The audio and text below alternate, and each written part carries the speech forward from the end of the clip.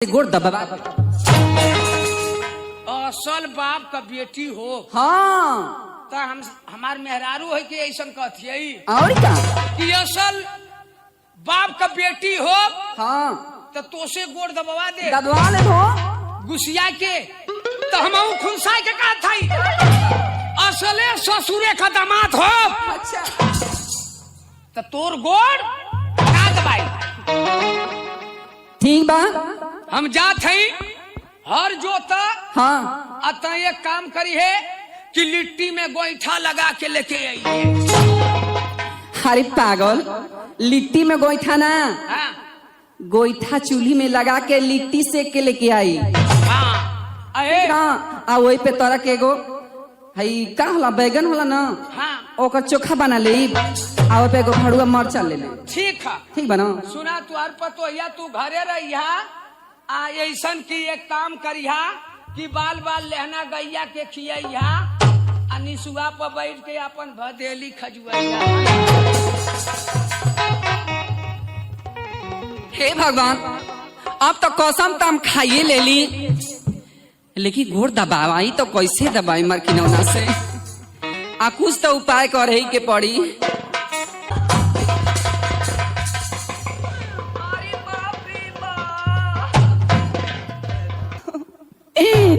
अरे कार गैला, अरे बाप रे बा, अरे माई रोवती है उतर मनवा करत है भोकड़वा खोलू रे माई। अरे बापू बा, अरे चिट्टुआ के पापा। अरे रो मत रे मोके तनको साइकिलिया खचाया नमा ना आवत है माई। आयो माई, मोर नावा नावा छातावा टेलीकाट का फाटा तबाई रे माईया। अरे मार की नौना, का भले रे? अरे बापू बाप जान गए दादा। उतरो रे का भले रे? का भले रे? अरे बापू बाप का बताइयो। अरे बताओ का भले कोनो मरला का रे? पीछे मार दो। अरे भगा रे माईया। आई हो माईया बिच्छी मल्ला का रे? आयो माई, कहाँ मल्ला रे? अरे बाप बाबी चली अंगूरिया में।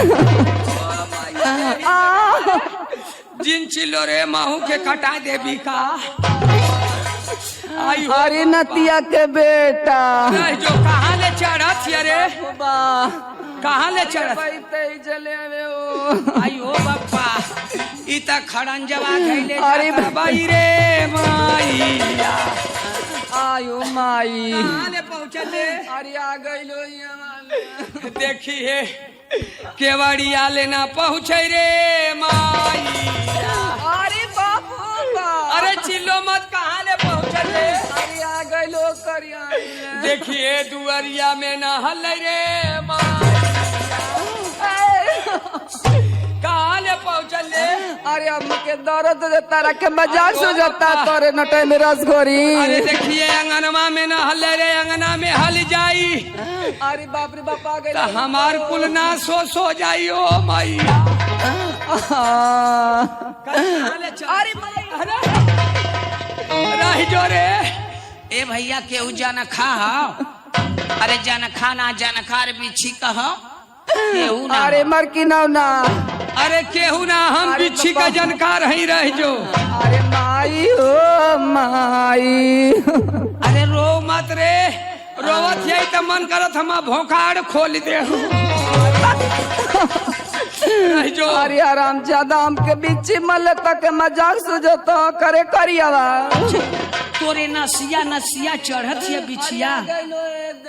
अरे मैया देखिए ऊपर आना पहुँचे रे माईया। कहाँ ले पहुँचले? अरे आ गई। आयो रह जो केहू ना जानकार है, हम जानकार हैं। बिच्छी तो बहुत जाने झारन, बहुत चुपचाप झारन। अहम मंत्र आज खोल